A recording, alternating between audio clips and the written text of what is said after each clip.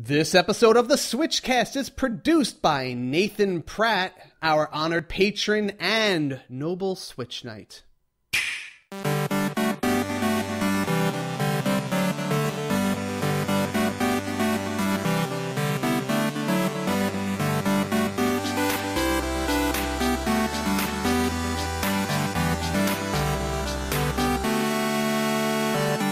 Hey everyone, I'm Casey. And I'm JV. And this is the SwitchCast.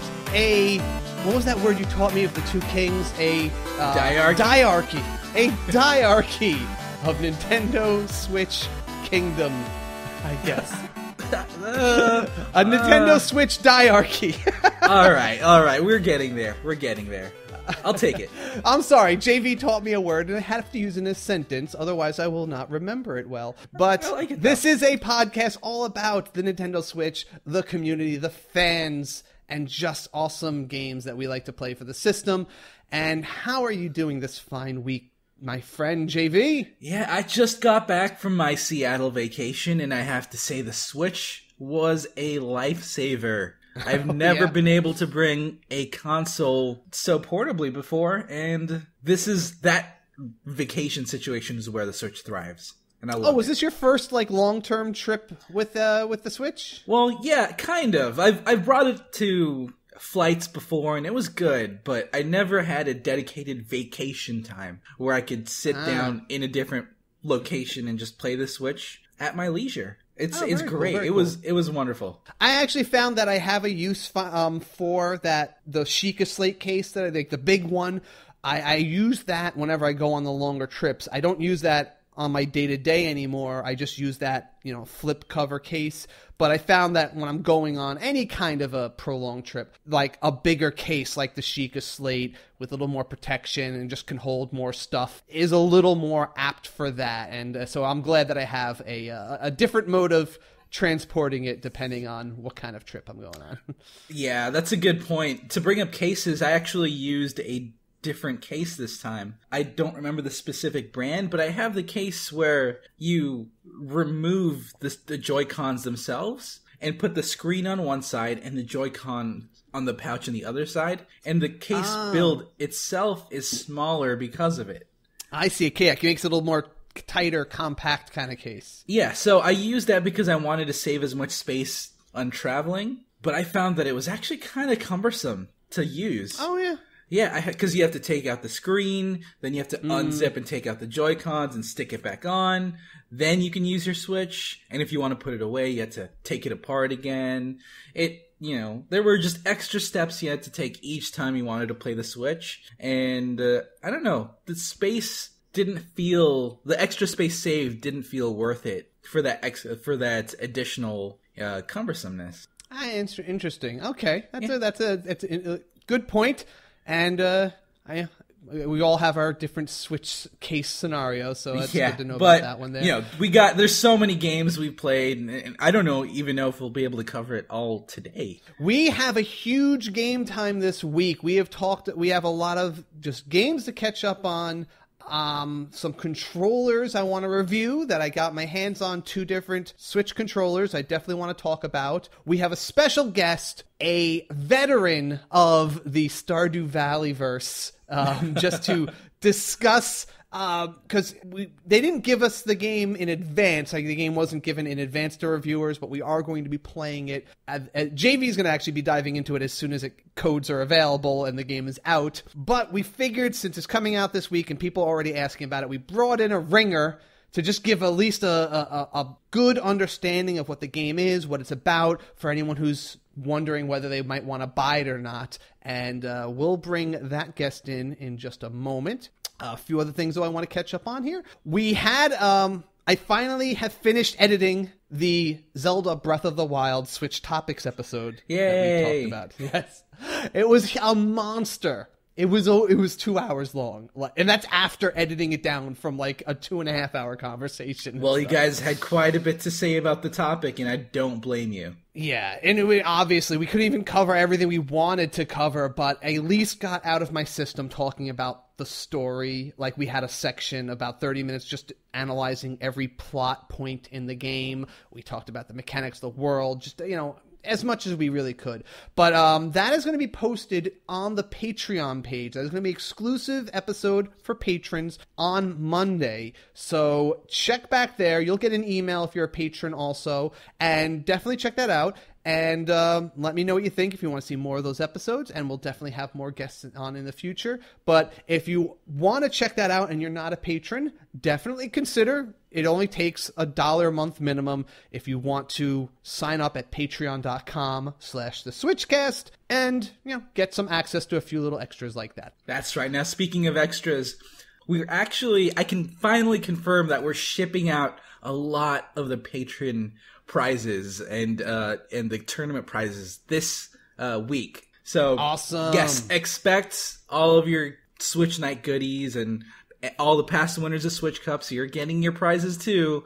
Everything's settled out, and it should be good to go. Thank you for sticking with that. And I gotta say, JV has been very passionate about not just doing the bare minimum. He's been showing me, he's giddily showing me, ooh, here's a cool little extra I could throw in there. Hey, KC, what do you think about this? And he just went out of his way to, and I hope you guys appreciate it. I mean, it's not like he sent you a gold bar or anything like that, but he sent out a few little cool extras to show, just a touch that he cares and that we want to give you guys something a little special for your patience and for being members of the community like that. Absolutely. We do care, guys. And thank you so much for being a part of this endeavor, this SwitchCast endeavor. Yes. And look forward to your prizes. It's coming. And speaking of just community and events, we did have our Pokken Tournament and last weekend on Saturday, and I gotta say, it was pretty awesome,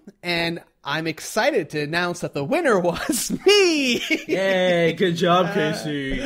There were 8, we only had like 8 people. It was a fine little tournament. I was disappointed that the system doesn't allow, at least I didn't see an option for any kind of round robin play or anything like that, so if I do want to do things like that in the future, I'm gonna have to do it the hard way and just have people make their own one-on-one matchups, and then I'm going to have to keep track of wins and losses.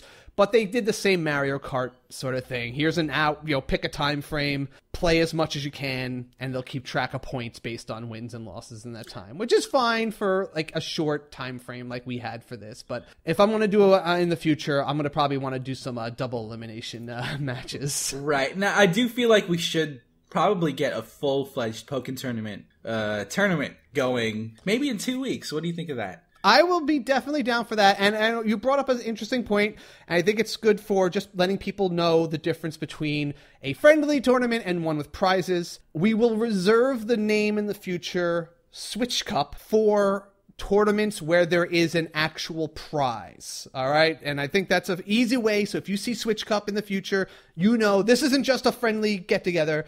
There's some stakes. There's going to be some prize. Whatever it is in the future, but just so you know, that's the highest level tournament we'll have. Everything else will just be a tournament or something like that. Yeah, just a gathering for fun. Yeah, a good way to differentiate. I think you may. All right. Yeah. All right. Let's dive into the game time because we have just so much to dig into here. Oh yeah, we do.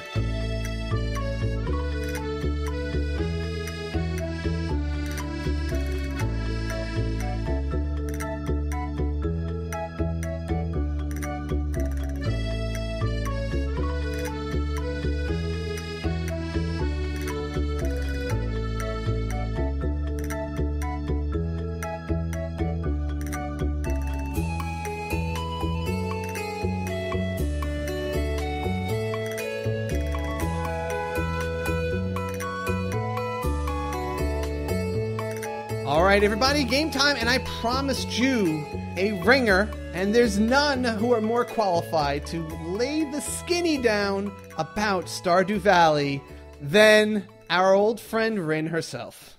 Hi! Hey, chipper as always, our nocturnal diva of... I like that, Yes. Nocturnal Diva. Let's go with it. Nocturnal Diva, okay. How is it going, Rin? It's been, what about... It's been a while. Just judging by my Skype app, it's been 6 months. That's pretty substantial. Wow. Oh gosh, you know what this means, though, JV? What? It's What October. we're almost a year old as a podcast. No way. That's true. We started, it was like, October 29th, I feel like something around there was the Switch reveal, and that's the day we did the SwitchCast. It's crazy. Wow, we've been doing this for a year! I didn't even think about that until we decided to discuss how long it's been since Rin's on the show. Thanks, Rin. Happy birthday to you. We'll get there real soon. How did we remember when we did a show before a system existed? Yeah, why is that even a thing? Why did we do that? I don't know. Because you were just that hype. Yeah. Well, let's... You were hyped until you swiped it. There you go. Let's plan out in the future how we're going to remember this occasion. But for now, we have to make use of the Rin that we've rented for the night. And because, like you said, Stardew Valley, it's going to be out by the time this podcast is up. But people are curious, like, what this game's about. Why would they be interested in it? Why is it such a big deal? And why are we hyping it till you're swiping it? Rin, what is Stardew? Stardew Valley is a farming sim, kind of. It's very similar to Harvest Moon, if you've ever played Harvest Moon or know anything about that. It was basically made as like a Harvest Moon that the creator wished Harvest Moon would have been. Okay. So including all the things that weren't in the original Harvest Moon that he wished were in there. So it has farming. It has farming, you can go fishing, you can go mining, you can befriend the townsfolk. A lot of people keep comparing it to Animal Crossing because of that, but it's not a very close comparison. But you do befriend the villagers, and you can marry one of the marriage candidates and all that sort of thing. Ooh, you can marry. You can. You can marry anyone of any gender, provided they're a marriage candidate. That's kind of cool, actually. Yeah, they took one from the Bethesda School of Inclusivity. By just letting everyone do whatever. Everything. Pretty much. Yeah, it's not... Yeah, everybody knows Skyrim lets you marry whoever, as long as they're flagged to be marryable. Okay. And it's not so much that they were trying to be inclusive, it's just that it's less code.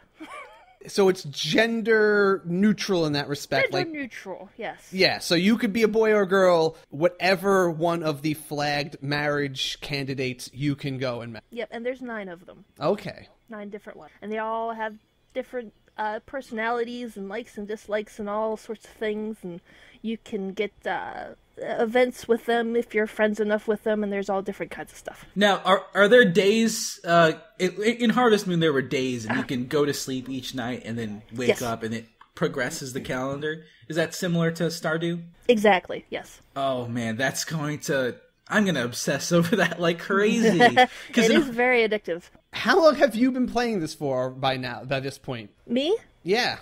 Stardew Valley or Harvest Moon stuff in general? No, sorry. Stardew Valley. How long, how many hours have you put into this over the last X months? God, I'd have to pull up my Steam to tell you. I'm assuming we're in the hundreds of hours? Over 100, probably. Yeah. Okay.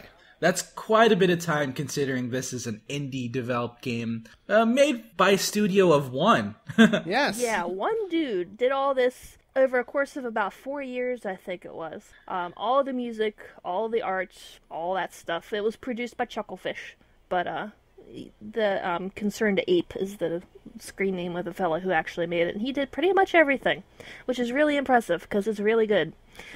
Now, what I loved about the Harvest Moon games was that there was a set calendar, and sometimes there would be special events that would happen coming up within the calendar. Oh, we have those here too. Oh, awesome. I remember we have festivals, and all the villagers have birthdays. You can give them presents on their birthday, and it gives you like even more friendship points with them than it would normally. Provided you give them something they like, of course. Yes, absolutely. If you give someone like grass, they're not going to be very happy with you. Hey man, if you want to give me grass on my birthday, I'm alright with that. Now, okay, so there are festivals and stuff, because I just remember feeling so excited within the game in anticipation for a festival that's coming up, in a couple days in-game. That was the type of stuff that really hyped me up in Harvest Moon, and I'm glad to hear that it's being translated over to Stardew Valley. Yes. Now, aside from the calmer, the friendly, social side of it. There's also an action RPG kind of buried inside this game as well, isn't there? Kind of. There is combat in the game. It's fairly simplistic, but it's fun. Most of the monsters that you'll find are pretty much in the mines, so you progress down through the different levels, and they get progressively harder as you go down. Not tremendously difficult until you get later into the game and you find the endless mine, but it's fun. There are quests, quote unquote, for you to like kill X amount of slimes or bats or whatever, and you can get rewards for that. And of course, just the fun of exploring the mines and getting loot and stuff like that. Oh, so dear listeners, you can definitely tell Rin's favorite type of game usually includes mines. Yeah, I guess so. How crafty, JP. Oh, I see what you did there. But honestly, this is the type of game that seems to be very encompassing and engrossing. And yes. Can you describe what elements of the game really brings people to play this game over and over? Well, I imagine that varies from person to person, but right. It's very addictive as far as, getting to the end of the day and be like, oh, I can do this tomorrow and I can do that tomorrow, and then the next day you've got more stuff to do, and it's just snowballs. And then it's, 3 a.m. when you look up. Yeah. Now, JV used the term play it over and over, but I guess it's, to make it more clear though, is this the kind of game where there is an end and you start over, or is it just that you're always continuing the game? You're always continuing. Yeah. Okay, so it's like continuing your story. There is like a somewhat of a storyline, at least to start, isn't there? Yes. You are... Well, in the very beginning of the game, you are a small child, and Grandpa is dying. What a nice way to start off. Oh, yay! And he gives you a sealed envelope, and he tells you not to open it until the weight of the modern world is like crushing down on you when you're older and stuff like that. So fast forward a few years, and you are at your desk monkey job for a company called Joja. Joja is Stardew Valley's Walmart, but even worse. Even worse. Okay. Right? Like it's such a soul-sucking job that someone literally died in one of their cubicles and no one noticed. There's a skeleton in one of the cubicles. That's so anyway, awesome. you're getting ticked off at your job, right? And then you remember the envelope, and you pull out the envelope, and here it is. It's a deed to a farm. Ooh. So you pack up your bags, and you're like flipping Joja off, and you go hop on the bus, and you go off to the farm. And of course, it's a wreck, and that's kind of where the story starts off. You arrive in Pokken Town is the name of the town, and you're basically tasked with getting your farm going, and a little bit later, the mayor, Lewis, will introduce you to the community center, which is this horrible, rundown, just ramshackle place. So your task then is to renovate the community center, if you want to. Otherwise, Joja is trying to convince Lewis to sell them the land that the community center is on, so they can raise it and put a warehouse there. Interesting. You can join Joja if you want to. If you want to go to the dark side, you can do that. I don't recommend it, but it's there if you wanted to. It's cool that there are so many ways you can approach this game. It seems like it's very multifaceted for the price and the content. Oh yes. I said that the creator kind of made this as a reaction to his love of Harvest Moon and all the things that he wished Harvest Moon had, but didn't. Mm-hmm. And a lot of the things that you can do in this game that you couldn't do in Harvest Moon, there's like the character customization. They didn't have that in Harvest Moon. Until, Absolutely not. 3DS games. You can customize your farm. You can customize all kinds of stuff. You can marry whoever you want.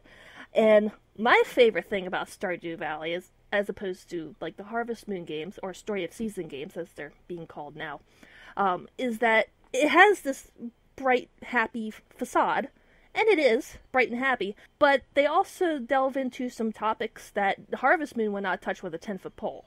Interesting. Okay. Without spoilers, would you be able to? No, without any major spoilers, but just to give an idea, like poverty and homelessness. Wow. And, like these mega corporations trying to buy out everything, that sort of stuff. Yeah, that's actually a really good point because, yeah, that's definitely, those are not themes that Harvest Moon even comes close to, but would naturally be explored in a game that's based on farming and Exactly. corporations versus, industry towns. That's really an interesting take on it.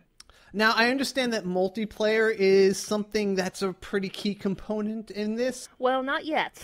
Oh, okay. Oh, so that hasn't been incorporated. It hasn't been added yet. They're still working on it. It's going to come to the PC version first, and then the Switch is going to be the first console to get it when they release multiplayer. It is not going to be local multiplayer. It's only online. Oh, yeah, no. Okay. Which is... I mean, if you have to pick one or the other, I'm glad they picked online and not only local, but I kind of wanted both. Yeah, it would really be nice if you would be able to play with someone next to you. I guess if you both connect to the internet, it kind of works. Yeah, but then you both need to have a Switch. Do you know if that means though that like can someone just visit your town when you're not necessarily playing, or like you have to be playing? No, I'm pretty sure it's kind of like the way Minecraft is currently. You kind of have to host it. I think. I'm not really sure. They haven't released a whole lot of details about it yet. Yeah. Okay. But considering the hype around this game already within our community, I feel like multiplayer is going to be something you guys will definitely want to explore. And that's just the tip of the iceberg as far as I've heard about how many kind of updates are planned and just the new content has been coming out for this game. I mean, the guy never stopped working on it, and he has way more dreams than he has time to create for this game, it sounds like. Yeah, he says he's focusing on multiplayer right now. Okay. And obviously they're going to support it with like patches and everything like that. But then he is working on another game, which is not Stardew Valley 2, but is taking place in the same world. So Ooh. Interesting. Oh, yeah. oh gosh, I wonder if it's anything related to that. The magical school? Dang. Okay. It's not. Because No. that's also being published by Chucklefish. It's being published by Chucklefish, but it's not him. He's not working on it. Okay. Because that's concerned the that it's not other working on it. game I'm really kind of excited about. I know, it looks awesome. And I've seen like barely anything, and it's still Yeah. All right. So, is there any other like major aspects of the game that, or like options of how to play it, or goals that people could set that maybe you want to mention before we move on? I will say the fishing is like the best fishing I've ever seen in a game this. Because usually, you just press the A button and it drops your bobber, and you wait until the fish bites it, and then you press it again, and then you're done, right? Yeah, usually that's the case. No, not with this one. You do that at first, and it bites it, and then as soon as you hook it, this vertical bar pops up on your screen, and the fish is down here, and you have like a little green bar thing, and when you press the button, the bar goes up, and when you let it go, it goes down, and you have to keep the fish in the bar in order to catch it for so long. And the fish, of course, is juking all over the place. So it's challenging, and it takes a little getting used to, but it's quite fun once you get used to it. Yeah, I'm just continuously flabbergasted at all the systems and mini games that are built into this game. I'm so excited to pick it up today. Oh yes, there are other mini games too. I won't spoil what any of them are, but they're fun. I haven't played this game before, and I definitely want to share my perspective next week on this game coming from a newcomer standpoint. So that'll be interesting. Yeah. I'm looking forward to hearing that. I actually had a conundrum this week. I was debating whether I wanted to play Stardew Valley or Golf Story. Basically, I knew one of us, we couldn't both be playing the same one, and so I'm doing both. Yeah, well, I mean, yeah. Oh, you played Golf Story too, Rin? I have, yes. Okay, well, you guys are go for it. Yeah. So, but the reason I ended up actually picking to go with Golf Story personally was I felt that I cannot take on another lifestyle game right now. I need a game that has big, massive 100+ hour game. Yeah, and I can't take on an evergreen game right now. I need a game that I can possibly finish, might have some replay value in the future, but I don't think I could take on a Harvest Moon type or a Animal Crossing right now, especially when I'm trying to devote so many hours a day practicing my Pokken. But Golf Story definitely felt like it fit the bill for my life right now, and that is a relaxing game. It really is like a golf RPG, isn't it? It just kind of feels like... Yeah. So it has a cool little opening in that it has similar graphic style to, let's say, like Stardew Valley. They feel like they're in the same world almost, and the super nice little pixel graphics, calming music, and it starts off with it incorporates tutorials so perfectly, where like you literally are starting the game as a kid with your dad who's teaching you, some basics of golf, because apparently golf is really big in this world. That's an understatement.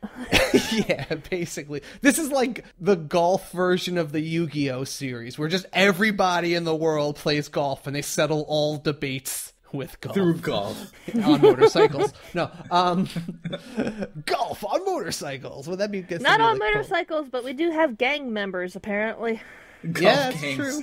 Interesting. Okay. So, the golf in this game, though, I will say it's definitely spiced up a little bit. I mean, it's not complicated golf mechanics. It's fairly simple. There's a few cool tricks you can do, like putting spin on the ball and the different clubs and all that sort of stuff. Wind, of course, and slope. But they added on all the courses that you visit in the game, like weird, like fish that if you shoot over this part of the water, they might jump out and eat your ball, or like little moles that'll come and throw your ball into the bunker if you're too close to them. And these are like changeable, like you might play the same course multiple times. The moles are in different places this time.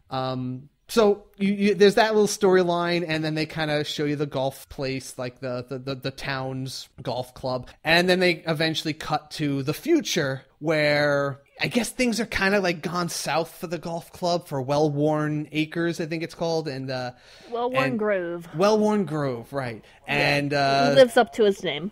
Yes, and it's kind of like got a little shoddier, and now like the town, jerk and thief is running the place, and he's kind of doing shady business there. And Lucky. He's totally not a mob boss or anything. Yeah, basically, he's like the Giovanni of this series, right? Kinda, yeah. Yeah.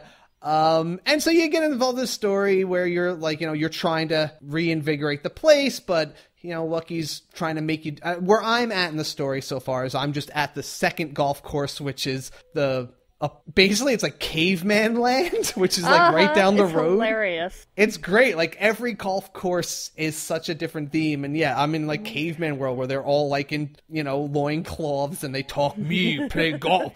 You play game now.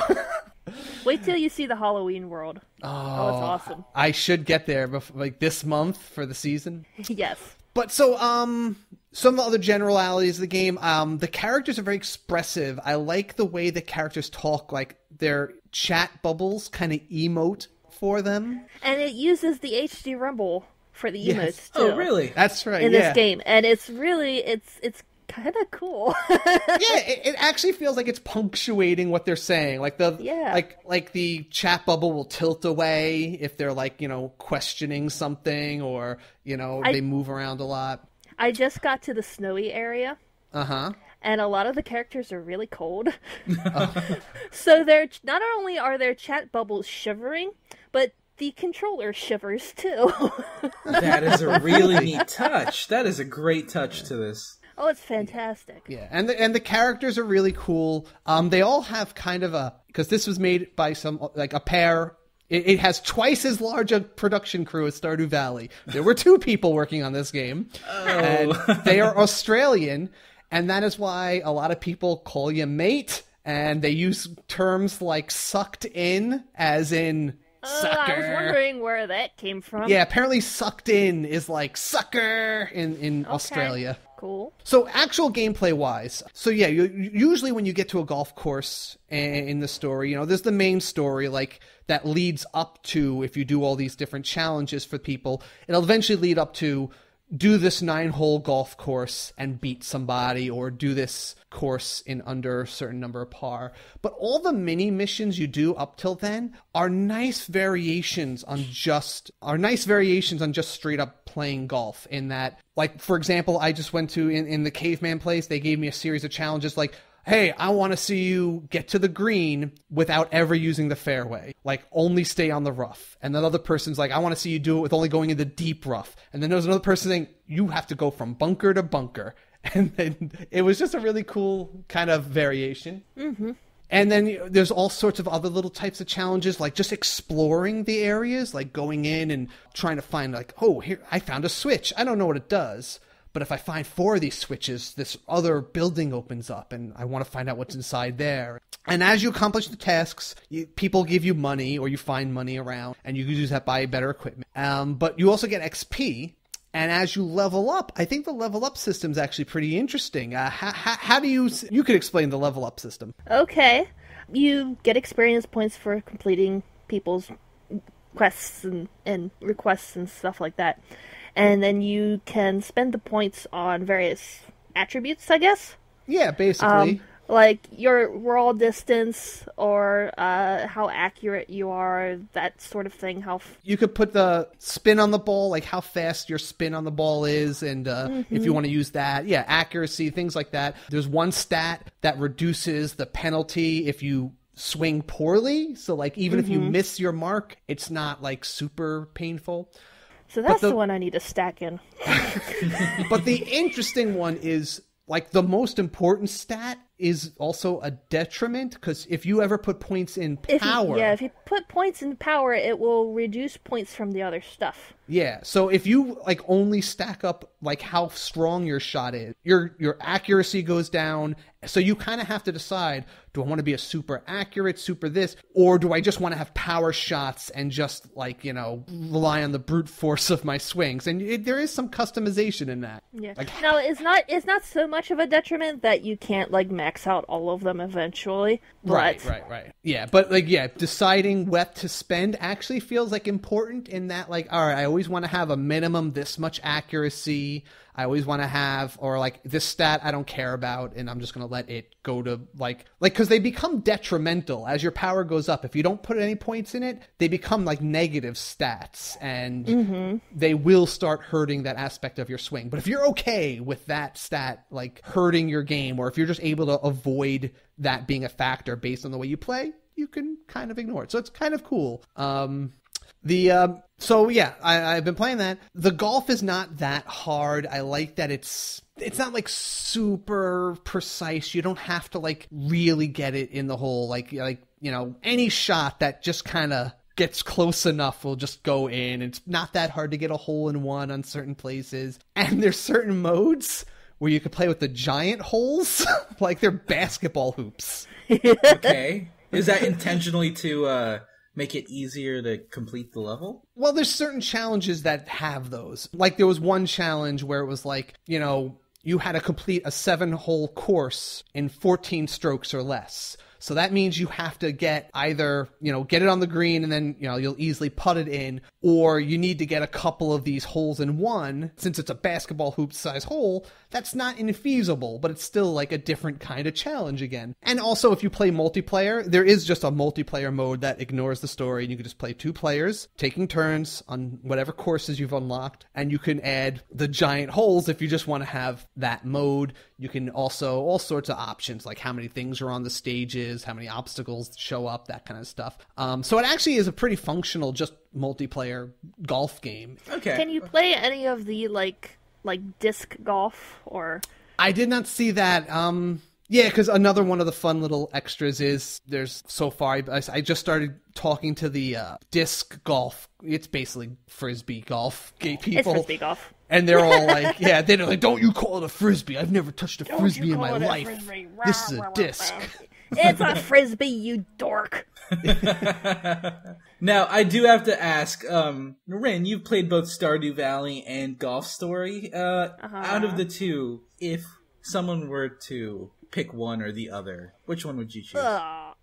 Well, they're very different gameplay-wise, so I would tell them if they have like a history of liking golf games, go for the golf game. Okay, so if someone's actually a fan of Golf Story might appeal to them more. That sounds silly, but like the game doesn't necessarily appeal to just golf players. No, I mean I don't think I've ever played a golf game before, to be honest, aside from like Wii Sports. Yeah. But even if you're not into golf, it's still an enjoyable game. It has a quirky characters and storyline, and the courses are fun and all that stuff. Yeah. But if you have to pick one or the other, I would pick whichever one you think you're most likely to enjoy. Whether you like the resource management kind of farming sim thing, or if you like the golf. Like I said, for me, it came down to how much of an investment of time am I willing to. I think Stardew is a game that you'll probably get more out of, but only if you're willing to invest more into it. And if you're only going to buy like one game in the next 2 months, Stardew Valley might be the best choice in the world. But if you're trying to go from like we are game to game, Golf Story like works for me. If you're limited for time, something with a definite ending is probably going to be more beneficial to you. But if you want something that's going to last you for months, then go for Stardew Valley. Okay, that's a great way to assess it. I know this question has popped up quite a bit in our Discord chat room, so that's our official answer. It's very good to have, though, just this relaxing game while I'm switching between. It really complements having something like Pokken that I'm playing.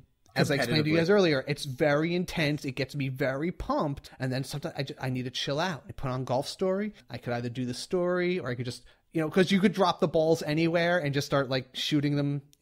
Just as part of like, I want to see what happens if I hit this. And it's just really fun to freely explore the world and just see what I can do as I poke around, play with stuff. And there's a lot of, it's a very low pressure game. And they do a good job of always keeping that sounds like what it's for. Yeah. And there's a very easy way like to just check your missions and say, oh, all right, I want to get back on the story. And it'll like put like, here's the list of the things that you can do to advance the story. All right, I'll get back to it, Yeah, there's definitely a lot of exploration in this game, which kind of surprised me when I picked it up. There's all kinds of neat little secrets you can find, and you see something floating in the pond, and you're like, oh, I wonder what happens if I hit that. That kind of stuff. I was going to say my only gripe with the game right now, there's some bugs. And I hope they get patched soon, because I've run into a few of them. The only bug I've seen so far is that it said I succeeded in a mission that I had obviously failed. Oh, so it was a beneficial bug for you, Casey. So you had a beneficial bug. Okay. Yeah. Well, what happened with you? I haven't had this one happen to me, fortunately, yet. But some people were posting about it. Sometimes you can get to, like, you hit the ball and it lands, like, on a tree or a rock or something, and it gets stuck. Or it just kind of, like, bounces endlessly. And then you're stuck because the game won't progress if your ball's not stopped rolling. So you have to close the game and restart? Oh, no. Yeah. I've had a couple freeze-ups, usually in cutscenes. Interesting. It just decides it doesn't want to load the rest of the cutscene, and then I'm stuck. Most of them are fairly minor, Doesn't last super long, so it's not like I could see you probably won't lose too much time of that. It's not, like, the game is very well paced in that, like, there's only 9 holes per course. It's not a full 18, so you can play through that, and just when you're about to be like, okay, I'm tired of playing golf, it's over, and you're back to exploring and story missions, having fun. Yes. Yeah, it's very well paced. All right, so we'll see. I'm definitely going to keep playing that. I'm going to be jumping around between that and my more stress-inducing games, but... But on the topic of stress-inducing games, I actually wanted to this month I wanted to try out a few different controllers for my stress-inducing games.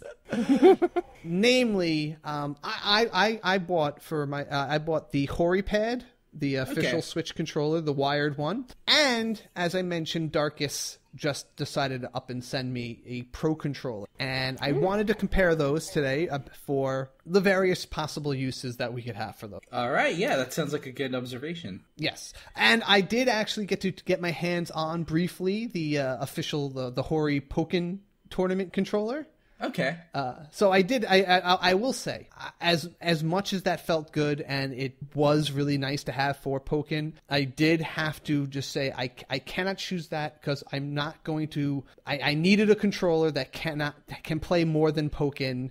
And isn't as limited as it is. Like, it's really, really, really well focused for that. But the lack of joysticks on it means that any other games down the line that I want to use that for, it's probably going to be, I will only use that controller for games that don't need a joystick. So right. I had to put that on pass. But if you were looking for a dedicated fighting game controller, then that's fine. And that's all you really need it for, and you have other controllers for other stuff. Cool. But so the Horipad, I'll talk about that first.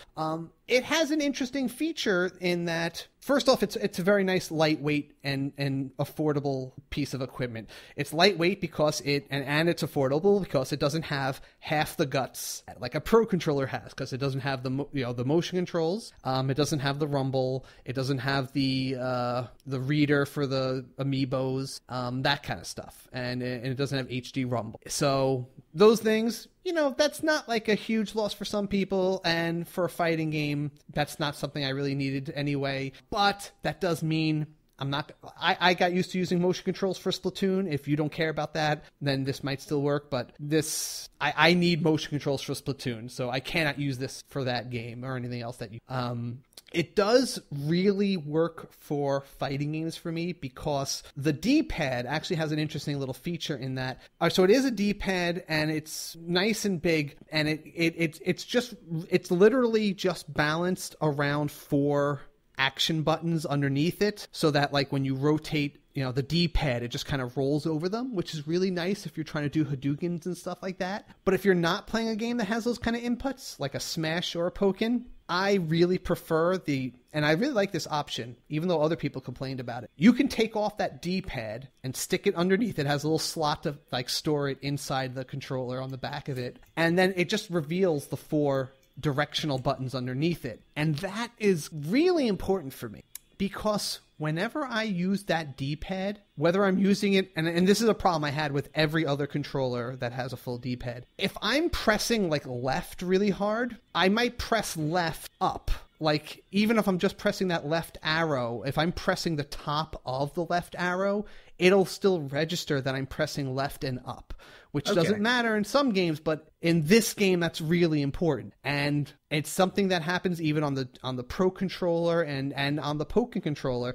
And maybe it's just the way I grip it. Maybe, I haven't heard other people make this complaint before, but I've had this problem, and it makes Pokken, for me, unplayable on anything but this type of controller. And the Joy-Cons, it works too, because the Joy-Con has 4 separate buttons segmented for the directions. Yeah. But anything that has like this solid D-pad, I cannot play a fighting game with right now. It just is out the door for me. So I like this little feature that, like I said, a lot of reviewers seem to complain about it a little bit. It's the godsend for me. So I could switch it from 4 different buttons, which is what I use when I'm playing fighting, and I could pop back that D-pad on for anything else. Pretty nice. All right, and the controller that sounds itself, useful. Yeah, and the joysticks feel good. I mean, all the other features are there. And like I said, the lightweight is good, especially for fighting games when, like, I feel like the lightweightness of it is helpful for just, comfort and holding it for long periods of time. And the buttons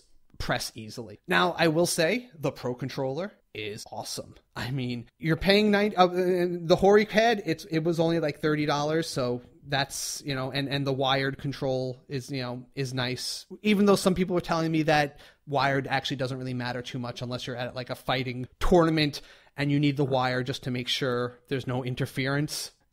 Right, yeah. And that's usually what people claim, that the wired ensures that. Yeah, right. And it's not really about the response time. Like the response time only would maybe be slowed down when there's like But then the Pro controller, someone told me, you can actually connect it wired anyway. So you have that little hidden feature with that. So that's a wash on me. But the Pro controller, I can tell how heavy that is in comparison when I'm switching between the two. And it's not like bad. It's actually kind of nice to feel that weight, but that just, something to keep in mind there. But it does feel good. I do notice that HD rumble, and it is the only way I could play Splatoon. I cannot go back to the Joy-Cons for Splatoon after using this thing. Really? It's really that big of a difference? It feels so smooth. It's just so precise. I mean, like, the Joy-Cons are precise, but I feel like that weight just kind of anchors my hands a little bit better, and it just fits so nicely. And the joysticks themselves just feel like they're in slightly better position. Maybe because the joysticks are larger, so it's a little easier to make more precise, like half movements with it. And it just feels like an overall smoother control. It really is a great controller for all those things. But that $90 is something that it's going to scare people away. That's what I was about to say. Does it feel like it's worth the price that you would have to pay for it? Only if you care about all those extra features, like having the Amiibo reader, if you need to have Rumble and all that kind of stuff. All that said, like I said, I need the Horipad for the 4 directional button things for fighting games, but I think if I actually did really, really like practice, I could get used to it with, its D-pad. I'm not crazy about that D-pad, but, that's something I probably could deal with. But, I mean, I'm happy with the Horipad as, like, my... If that was the only extra controller I had bought, I'd be happy with it, and I would just use the Joy-Cons for Splatoon. But if you got the money and you actually want, all those extra features that are missing from the Horipad, then, yeah, I can totally see why you'd be justified in getting a controller. Okay. Yeah, that seems like a fair assessment.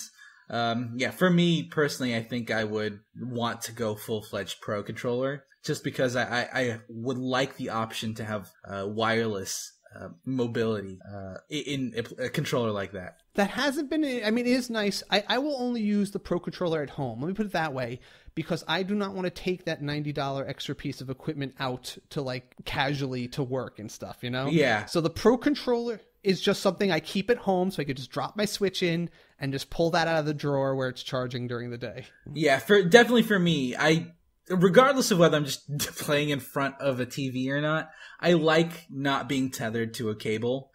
Sometimes I play under a blanket and all snuggled up under covers or something like that, and I like not having that cable get in the way. Oh yeah, speaking of the cables, it is important to note, if you want to play with the Horipad in not docked mode, if you want to play with it out and about, you probably will want to have a stand for your Switch, because it's gonna, when it's in docked mode, it has those 2 USB ports on the side. But when you're not in docked mode, you have to connect through the USB-C port at the bottom where it charges. And the only way to do that is you need a thing that converts the USB to USB-C. Does it come with that? It does not come with that. I bought that extra for like $4 though. It's a cheap little piece. It's not too expensive. The wire is long, but you then need a stand, which I also have, but you need something to have it stand up so that wire is not, jutting into the table. So it needs a stand, and then it needs the adapter if you want to use it portably. Not a huge deal, but then again, it can feel cumbersome for some people to have that wire and to have this adapter you have to think about, and then have a stand. That might be a pain in the butt. Yeah, that sounds about right. Okay. All right, that's it on the controllers. How have you been doing with Pokken anyway? Just curious. So I have been playing it quite a bit. That's actually one of the games that I played most in my vacations. I've really been ramping up how much training I'm getting against specific matchups, Casey. Oh yeah. I've been previously running a stable of all the matchups or of all the characters, just to see which characters I like and which characters I like fighting against. And there's a specific few that I have trouble with, and that's what I've been training. Oh, very cool, very cool.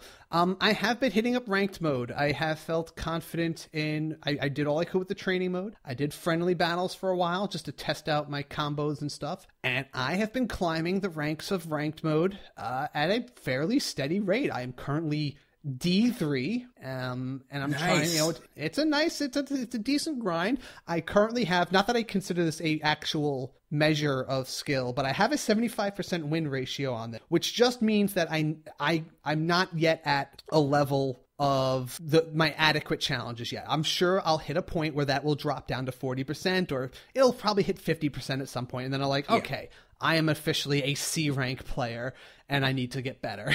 Right. I'm both loving and hating the percentage system, because while yes, it kind of displays all of your losses, and it might feel bad having your losses recorded. It is also a good indicator of where you are in your skill set and the types of players that you're fighting against. I guess it's at least good because it just to see what your opponent's level is. But then again, at the same time, I don't like people seeing that. It makes me conscious too much. It really does. For me right now, I've played about 32 friendly matches online. I have 100% win record, and every single time I get really close to breaking that record because I'm about to lose, I get such high blood pressure. I get so stressed out about it, and I feel like if I lose, then I don't have to worry about my 100% track record anymore. Just go and purposely lose, dude. Just do it. Yeah, but see, that doesn't feel honest. No, it doesn't matter. It's about you, dude. And it kind of goes with what we were just talking about. I was watching that video about the guy who's trying to teach us how to go into a match, not to win the match, but to train in a certain tactic, and losing is probably just going to be a byproduct of, practicing that certain, technique out. Right, and, absolutely. Get in that mindset where loss is a setup for long-term winning. Right, I definitely want to stress that point. This is a fighting game. Fighting games, you kind of expect to lose. And yes. Losing is always a great way to figure out what you need to improve on in the future. So, yeah, I'll get there. I will lose. Okay. Well, we'll definitely check in on this as time goes by. But you haven't done ranked much yet. No, I have not.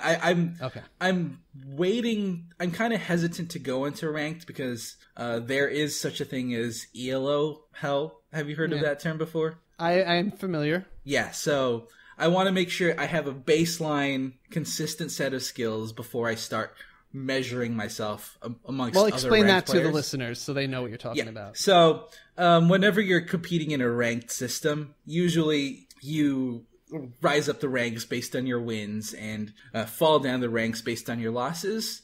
Some systems actually measure wins higher than losses or losses higher than wins. So depending on the system, and I'm not sure if Pokken Tournament DX works this way. It definitely rates your wins more than your losses. I'll say that so much. that's definitely that is more reassuring, because in some games, if you have a streak of losses, you need to double your efforts just to get back to where you were previously. And that was something that I've always been a little bit hesitant to get into ranked modes for. Oh, I'll tell you how the system works, actually. It's actually kind of interesting, and it's pretty good dramatically. So let's say when you start playing it, you're in the E ranks, and it goes like E5 to E1, and then you'll hit D5, right? Right. So you'll play, and you'll have that ELO thing where you'll gain a lot of points if you win. You lose a little bit of points. When you hit that threshold to reach a new rank, what it actually does is, okay, you now have 3 battles. Your next 3 battles, you have to win one of your next 3 battles to rank up. And that's all throughout the E. When you hit D rank, when you go up and you get your XP or whatever, and then it'll be like, okay, you have 4 fights and you have to win 2 of these 4 fights to rank up. And I don't think there is dropping down ranks, or if there is, you have to lose a lot. I have not seen, I don't think you could actually drop down in rank. That is reassuring. That means I will definitely hop into ranked tomorrow. There you go. But yeah, it's actually pretty cool. They tell you, now this is something I don't like, when you are going into a match, your opponent sees if this is a match you need to rank up. So they can be like, oh yeah? Oh, it makes them extra proud for shutting you down from a rank or something. I don't know. Yeah. Oh boy. Okay. Yeah, definitely I'll update you guys on my experience with that in the future. Rin, you've been playing it too? No. I have not, No. because I had it on the Wii U. Okay. And I enjoyed it, but I'm not big on fighting games to begin with. Totally so it's get it. another one of it's one of those issues where I liked it, but I didn't like it enough to buy it twice. Gotcha. Totally understandable. Not Yeah, entirely. absolutely. And honestly, Pokken Tournament is for fighting game enthusiasts and people who have a slight, what's the term? I would say I was borderline. People who are on the fence. Yes. For people who were on the fence about fighting games, this could be the game that'll bring you over that fence. But if you have no real inkling for fighting games whatsoever, this isn't going to convince you. Although I do have to say, as someone who generally does not like fighting games, it was likable. So, yeah. Props It's like to you guys. one level, it's like a level or two levels more complex than, let's say, a Smash Brother. Like, it's that much less approachable, but deeper. And yeah, for someone like me who loves the idea of fighting games, but never really could get into them, this was a great entryway. And I'm very happy to be in this world. Yes, welcome to our world, Casey. Thank you. Now, I do want to just mention this last game only because they sent us another code just because I guess they had an extra one, but I did get to play the Semi-Spheres game that you played, and I'm only going to briefly because you already gave your full review of it, but I will say I mostly agree with what you said about the game there. Again, people, this is the puzzle game where you control, like, there's two halves of your screen, and each joystick moves one of these jellyfish, and you kind of got to get them both to their goals. And there's different obstacles, little guys that kind of like, you have to kind of avoid guards. Right, it's kind of a stealth game in that way. Yeah, but, you do things where, like, the guy on the left side can, do a ping to distract the guy on the right side. There's different little ways to create holes on the other side. Decent little puzzle game. I remember you mentioned the art style and I gotta say, the one thing I really wish it did a little bit more of was some sort of, a lot of these kind of games have a good soundtrack to kind of relax you into the kind of mood of a puzzle game. And I just felt like this kind of had ambient sound, and it was kind of soothing, relaxing, but it kind of just got droned on. And I feel like I wish it had a nice soundtrack to go with, like a lot of these puzzle games have. Like when I played I and Me, it had this like wonderful like symphony kind of like, relaxing soundtrack that, helped me enjoy it all the way through there. This just kind of lacked, but overall the gameplay was good. I didn't find it super hard, and I just, I wish it just did a little bit more with the mechanics and showed me a few more surprises than I had saw. But yeah, it's pretty straightforward. Yeah, it's a pretty straightforward game there. It wasn't bad. I did enjoy it, and I did play through quite a bit of it in the time there. But it definitely isn't going to go down in my like puzzle game echelon or like, like super memorable puzzles like that. Right, yeah. We can definitely concur on that. Yeah. All right. That was our games. Let's go through the news rundown. Luckily, there isn't a million pieces of news, but there's a lot of games, as always, to run through. Yes, so let's go. Yeah, let's go for it.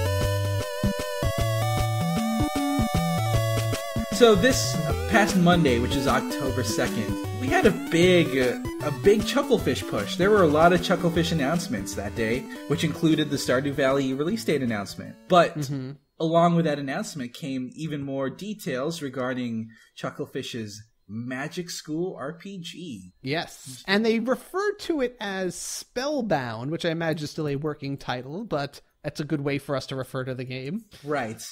Spellbound. I think it might be a reference to their other game, Starbound. But this is a magical, a magical setting instead of space. Right. Anyway, right. Were you guys able to see what all the details they provided us regarding their new game? I just saw the different screenshots finally of it. They mentioned a little bit more about there is a dating system in it, and they specified it's going to be more true to life rather than, playing out as like a movie. Chucking presents at people. That too, but yeah, or than like a super like dramatic, like a movie romance. It's not going to be like an idealized thing. It's going to be a little bit more about, I guess the real ways that it goes gradually over time, or the way people warm up to you over a long period of time, that kind of thing. Now they did mention Stardew Valley a lot, and and it seems like the base gameplay of Stardew Valley is influencing the direction they're going with Spellbound. So it seems Stardew Valley fans will probably feel really comfortable in this new environment that they're making. I like this one quote regarding what we were talking about. It said, they said, where other games are inviting you to live out your perfect fantasy in that you can date whoever you want, you can get married to whoever you want, it's up to you. Spellbound is a little less forgiving. Dates can go wrong. Things can go wrong. It's more about that school experience. You might get a few hard knocks. Yeah, that's awesome, and I'm actually really excited for these guys. They keep in contact with us quite often, and I want to see how this progresses in development. Yes, and the last quote I'll mention, they say we're taking idealized heroism away from you, and you're just another awkward teenager at a school of awkward teenagers. So it sounds like it's going to be very ironically a game about being in a magical school. It's going to be more about real people and real relationships and challenges. Not sure I want to relive my teenage years. So it's as if you were in the Harry Potter world, but you're actually just that random Ravenclaw that ate dinner sometime with I think the that's folks. It. You're the background character. The new Splatfest is going to be which way do you have the toilet paper going? On the front or on the back? Yeah, exactly. Casey, do you guys have any direction that you prefer? I guess back roll. I mean, it's good if you have pets because they can't go up there and knock the toilet paper off.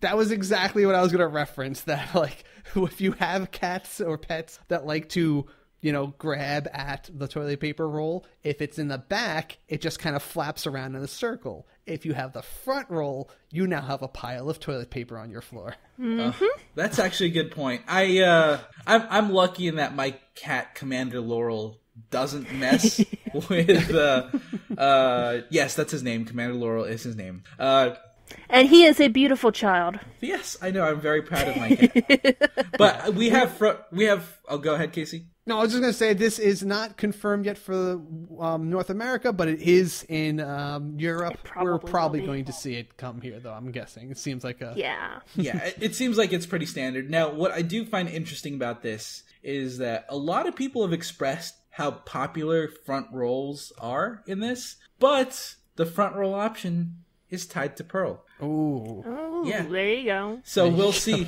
We'll see whether any character bias influences people's decision to go front or back roll. I don't want to think about Inklings having toilets, honestly. I just don't want that to exist. Yeah, that's probably not an image we want to put into people's minds. Fair point. Too late. Sorry, guys. Yep. Continuing in the Splatooniverse, we have the Tent Umbrella, which is now out in Splatoon 2 as of last weekend. I have not tried that out because I am still pretty hooked on that bedazzled splatling gun. So yeah, now I do have to say the Tent Umbrella is very slow. It was a lot slower than I expected it to be. But this is the type of stuff that I love. I essentially call it the Reinhardt shield from Overwatch, and I dig it. It is super, I've played against people who had it, and it is very frustrating to have your splatling gun all loaded up, and then they just pull that thing out. That's a whole load of ink wasted. Yep, denied, but it's hard to retaliate with the thing, which is probably what the purpose of this weapon is. Yeah. New arms update, just a couple little things. They added basically the sparring ring is now a place you can battle in, which is that little mini game place when you were warming up. Not really a new ring, but it's someplace new. Fixed a few bugs and some balance tweaks and that stuff. Mighty Gunvolt Burst got a couple of new characters in Japan, and we'll probably get these here. They brought in Call, which is Beck's sidekick from Mighty Number 9. Beck and Call, get it. And Jewel, which is from... Azure Striker Gunvolt. Oh, she's also from the series. I'm not familiar with her, but hey, it's 2 more ways to play through the game. It's unclear yet. This is DLC, which they're 200 yen for this downloadable content in Japan, but we did get some of these for free in the West in the past, at least for people who had the game when it initially came out, so we might get these free. Yeah, I love this game. Yes, it's pretty awesome. NBA Playgrounds, we got an update coming up. Again, it's coming out now for every system but Switch, but we'll be getting it soon. It's the Hot and Frosty DLC, new characters, new snowy course, some new costumes or new jerseys for some of the characters. Did any of you guys, I forgot this was the thing, Infinite Mini Golf. Have any of you guys played that or seen that in action? I've seen videos of it, but, it wasn't anything I picked up myself. Okay. I know a few people liked it just because it's like a really high production, very customizable kind of golf game that a lot of people like those games where there's like tons of costume options, but it's from the studio that did Zen Pinball, which is actually pretty popular back in the PS3 days, at least. Mm-hmm. So it's got a free Tortuga DLC and another theme coming soon, and this is just basically pirate clothes for your characters. So if you play that game, you might want to check out those cool duds for your dudes. And then we have down the pipe, a ton of games to mention. Unbox, Newbie's Adventure, looks like a 3D platformer where you're a cardboard box, okay. Koi, which looks like, kind of like, what was that game, Spore? Kind of plays like that, but you're a little koi, a little goldfish in a pond waking up flowers. Koi. Don't Knock Twice is coming out just in time for Halloween. This is kind of reminds me of Amnesia, The Dark Descent. It's a first-person horror puzzle kind of adventure game. Very scary. If it's half as good as Amnesia, it'll be worth a buy. It looks graphically like it's there. We'll see if it actually has the psychological tricks that game did, Yeah, but I actually do. I am applauding it for being a horror game on the Switch. We definitely need more of those on the platform. And if it's going to come out anytime, this is the month for them, Exactly. WWE 2K18, that has been delayed till sometime this fall. It was supposed to come out this week, but not quite yet. We got Mutant Mudds has a collector's pack, which is both of the other Mutant Mudds games that were out on 3DS and Steam and stuff, plus a puzzle block matching game out of nowhere. Sure. Yeah, called Mud they're Blocks. all coming. Yep. That's Q4 of this year. Have you played this before, Rin? Mutant Mudds? No, I have not. Yeah, okay. It I think it did some interesting mechanics where you go in and out of the screen. It was pretty fun. It actually was one of the few games I was like, this is kind of nice to have on a 3DS. Yeah, exactly. One of the few. Karen's Crypt, so weird spelling, like Kharon, Karen's Crypt. This is on Kickstarter, but it has a Switch goal for October 2018. Oh, this is another very scary, again, October-y kind of I want to say a brawler kind of game with little pixely graphics, but horrible things in a... Oh, right, and it comes off... It looks like it's made for Game Boy Color. It's that level. It very much tries to be a Game Boy Color type game with scary ghouls and Zelda-like combat. Yeah, it definitely reminds me of Zelda right from the get-go. Even based on how their tile sets are laid out and how the stages are mapped. I think it's supposed to be reminiscent of that. Keeping with the Zelda theme... is a game called Bike of the Wild. This is a game where you are a bike in Hyrule fighting Giron. God. Yep. Here's the first summary sentence. The evil Lord Giron has kidnapped the Princess Steelda. Can our hero Clink complete the bike force and save Hyrule?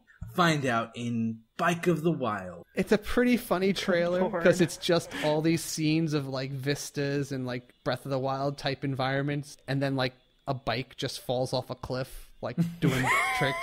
And I don't mean a guy on a bike. Just a bike. Just a bike. On its own riding. So, yeah. You can definitely tell it's made in Unity, and it's probably a joke game. Yeah, but that's coming out next year. Tangle Deep kind of looks like a roguelike with Secret of Mana graphics and Super Nintendo kind of fonts and all that. It's a very smooth looking, very pretty roguelike. Looks like it moves pretty smooth. I've never been a roguelike fan, but this is it's got me with the graphics. Crazy Justice is a first-person shooter with Crazy Justice! I know, cel-shaded steampunk a building system, cover system, and customizable skill sets. Again, this is a genre that I really want to see more of in the Switch. And looking at it, it looks like a third-person... God, what were those games that started? It looks like a third-person Borderlands. It at least has that art style that I find similar. Yeah, I could see that. Yeah, it's got that whole cel-shaded thing going on. And we got Dead Synchronicity. Tomorrow Comes Today. This is another game that probably good to play during this season if it does come out. This is a very depressing, scary-looking puzzle adventure game where it's about the world's been hit by a series of natural disasters. People are dying, and not only that, now there's some disease that devolves people, makes people disintegrate into blood slowly. Wow. That is dark. Here's a good way to know how dark it is. The options for language aren't like, most games it's like English or Japanese. No. The alternate option for language is German. And I feel like playing this game in German is going to seal the depressing, scary deal.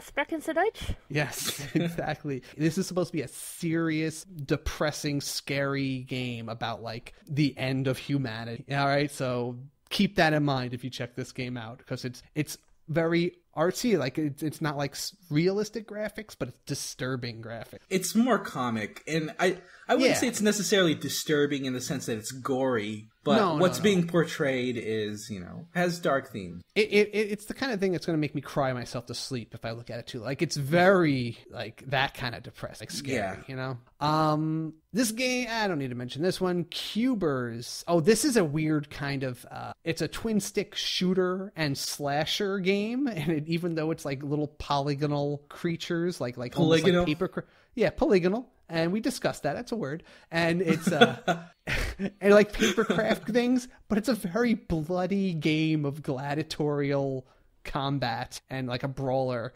and just like these little papercraft things explode in blood. Yeah, and it looks to be a pretty simple arena brawler game, and it seems like something you can mindlessly just hack and slash and have fun with.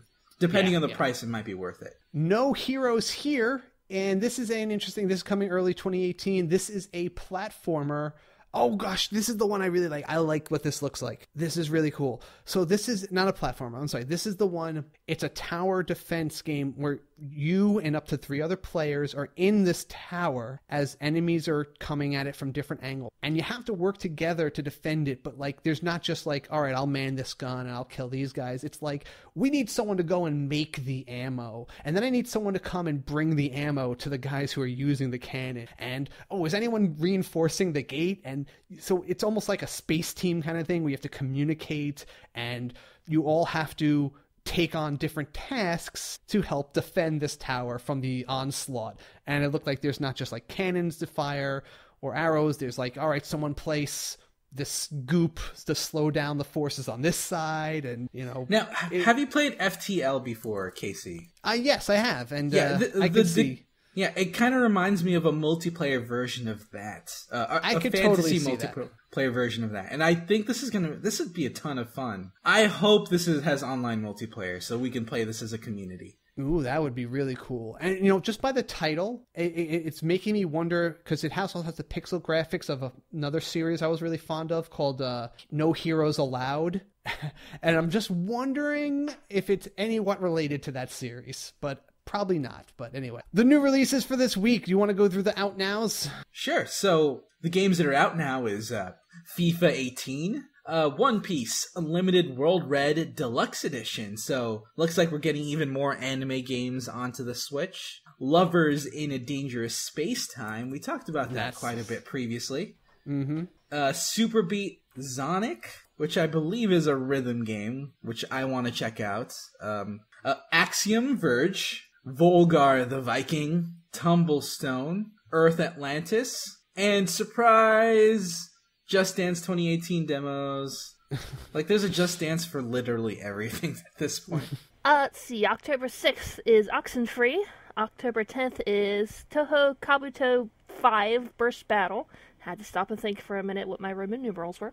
Um, Tiny Barbarian DX, 88 Heroes, 98 Heroes Edition. I don't know what that's about, but that's an interesting title. I'll tell you, actually, I just looked up that game. That is like, do you know that platformer where it's like you play the 99 printies and those are your lives throughout the game, and when you run out of printies, it's game over? Okay. Do you know the one I'm talking about? Not really, but... This is like that. It's a platformer. But every time you die, you don't just come back as the same guy. There's literally 99 different heroes, and they all have a different ability. Like, you might come in as a James Bond character who can shoot and jump, and then when he dies, you become an armadillo with a samurai sword who takes and tries to beat that stage. And if he dies, you might have a guy who has, like, invisibility abilities. And every time you die, it's a different character, but there's a finite number of them. That's actually pretty clever. I like that a lot. Okay. October 12th is Super Beat Sports and Yono and Celestial Elephants. That thing looked adorable at E3. Yes, it did. All right, let's just hit up one or two questions from the Community Pulse, and let's call it a night, shall we? Sure.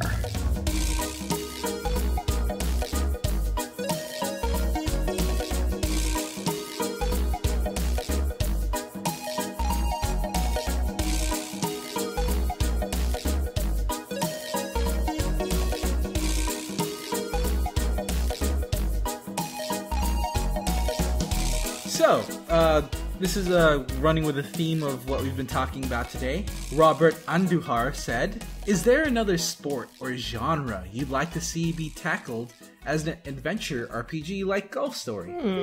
So some people have mentioned tennis, and that's not the worst idea. What do you guys think? Dude, I just had the most brilliant idea for a game like this. Oh yeah, what would it be? Marching band. Marching band. I was a band nerd. I was a band geek. The only hang-up for anything like tennis or something, it can't be an activity that's bound to an arena, you know? Like, if you're going to play tennis, you generally have to play it within a tennis court, and there's not a lot of things you can do with that in the game still work. Like, golf is naturally a game that's just played in a field, and you could pretty much just pick any landscape, put a hole with a flag in it, you have a golf course, and you feel like you're exploring a world at the same time. Marching band's good because that's something that you can go out and you can do that anywhere. You know, anything that's not bound to a set arena could really work for that. Well, it's kind of set to football stadium. You could be like the Pied Piper, and like you have to go into town and like, hey, someone needs to march all these rats out of this town. I think you can get really creative with that. That's an idea. The kids don't want to go to school. Can you get the kids to march into school today? Yeah, so it's kind of like Oendon, but with an RPG elements. I like it. Yeah. I like it a lot. Definitely. Guillermo Lopez wrote in, "What are your thoughts about Sony's comments with portable gaming?" And he's referencing something, and this is actually from a couple of weeks ago, but I didn't have time to address it, where they had an interview with Sony's boss, Andrew House, and he said that a Nintendo device, the Switch, is a hybrid device. That's a very different approach and strategy. We have not seen that handheld gaming as being a huge market opportunity. Vita experience was that outside of Japan and Asia, there was not a huge demand, and the lifestyle shift towards the dominance of smartphones as the single key device that is always with you was the determining factor. He basically kind of came out saying, because people keep asking them about, when are you going to make like the Vita 2, or are you going to make another hybrid system? And he basically throughout this interview made it sound like, yeah, we decided that's just not that good. It's just a bad business to be in. We really don't want to, like, you know, I mean, Nintendo's found their little way to make it work, but it's just not a good business direction. Honestly, the way I saw the whole interview was, this is Sony's way of saying, without like losing face, we've been burned by this too often. We are not going against a portable Nintendo system again. And with the Switch's momentum as it is, no, we are not going to make a Vita 2 in order to run into this mind. Yeah, compete in that race course. It seems like you're right. They weren't really successful with a PSP. They weren't as successful with a Vita. outside of Japan. I don't think they're gonna hop into this arena against Nintendo this time. And they can't say that. They can't say, no, we're gonna, if we went into there, we're gonna lose. No, he can't say that. But I think that's what he thinks. And, this was just the most safest way of saying that without, sounding like, weak. Montague Lamas said, the eShop is pretty bare bones at the moment and does the job. But with the influx of games that are releasing each week, it is getting pretty hard to navigate. What is your wish list for an easier to navigate eShop? Ooh, and that's a good one. I like this. Yeah, that is a good one. I definitely wish there was a way to divide different categories of games based on genre more easily. I would like for the eShop to be able to pull up a list of demos just so that I could download all the demos and decide what I want after that. And yeah, just that's a lot of stuff that I really want. More categories. Here's what I think they're going to do, and I think this would be cool. I think they should do the Netflix approach, and they start figuring out based on your buying history and what kind of like demos you've looked at in the past. They have a recommended for you section, and it's games that whatever tags or whatever way they kind of profile you, they can make a list of games that maybe you wouldn't have looked up but fit your profile as a player. I agree. That would be really good. That would be cool. Because they know what you're playing. I'm sure they can. The system knows like what kind of games you're playing, and they can kind of formulate. I'm sure. Yeah. Oh, they know. They know. I like this. Always a question like this here. Peter J. Ortiz asked, "What is the one JRPG series that you guys think should make a comeback on the Nintendo Switch?" Definitely not Suikoden, though. No. I'm saying .hack. Actually, I think that's a modern. And it's a series that is getting rebooted, and I think that a reboot that comes to the Switch would be not only feasible but would be practical. And I'm still playing the .hack CCG. Actually, we've been playing it every so often, and it's just a good series with a good setting. And I'm looking for an excuse to dive back into it. Does Mega Man Battle Network count as a JRPG, Casey? Close enough, dude. Because I would. Close enough. I would. It's close enough, right? I would cry. I would cry many tears of joy if there was a recovery of that game on the Switch. You would hear me cry on the podcast, guys. I would be in tears of happiness. The one JRPG that I think that would work very particularly well with the Switch hardware. Actually, I just thought of two of them. Secret of Mana. Ooh, not bad. And Final Fantasy Crystal Chronicles. Well, you're talking my language. I mean, Secret of Mana did come out on the Switch, though they didn't localize it. Well, yeah, they had the older games. Oh, you wanted like a reboot? I see. But not a new one. See. And they're working on like a remaster of Secret of Mana. With like 3D graphics and everything, but it's not a new game. Okay, I see what you're saying. Yes, and I totally agree. Crystal Chronicles. I mean, that is the co-op game, defining co-op game of the series. That I would totally champion that game and have like a group built around playing it like dedicatedly. Absolutely, with local multiplayer and Wi-Fi, please. Thank you. That would be awesome. Yeah, we would have a static group. I would just be like, guys, that's just so you know, Tuesday nights are Crystal Chronicles nights, and we do not play this game unless we're as a foursome. I think that's a dream. No, not Tuesday. I'll work on Tuesday. Yeah, and it'd be very easy. Everyone has their own secret missions on their thing or whatever. You have your little, Yeah. All right. That was a great bit of nostalgia right there, but we do have to move on and bring this show to the end. First off, thank you, Rin, for showing up and giving us your benefit of your experience with Stardew and Bantam. Well, thank you for having me. It's always fun. Yes. And a reminder, everybody, if you want to support the show, we have a Patreon site, patreon.com/theswitchcast. It's where you're going to, sign up as much or as little as you want to give us to help the show run and expand. And you get some access to a few extra goodies, including special episodes like the Switch topics that we'll be posting Monday. Yep, and we also have a Discord chat room that you guys can check out. We have a booming community filled with lots of Switch enthusiasts, and we all have different tastes and flavors of enjoyment. So join us, and we'll be happy to play games with you. And as is our wont in recent episodes, I want to give a special shout out to those who've been leaving us podcast reviews on Apple Podcast app. And some of those are Miles von Bertrand, Dracer86, Diffstrog, it's close enough, Juan181, Alex Garlock. Is that 5? Yes. So we have Topster02, Jay-Z Bad Blood, Cuban Raider, Miguel the Andal, and Kobe Skills. Yes, thank you guys, and if anyone else would do us the great honor of leaving us a review on the Apple Podcast app or wherever you listen to this podcast, it's a great help to us all and gets us a little more known and just helps us do what we do better. Thank you, HeatleyBros, for this awesome theme music, and until next time, Switch it up.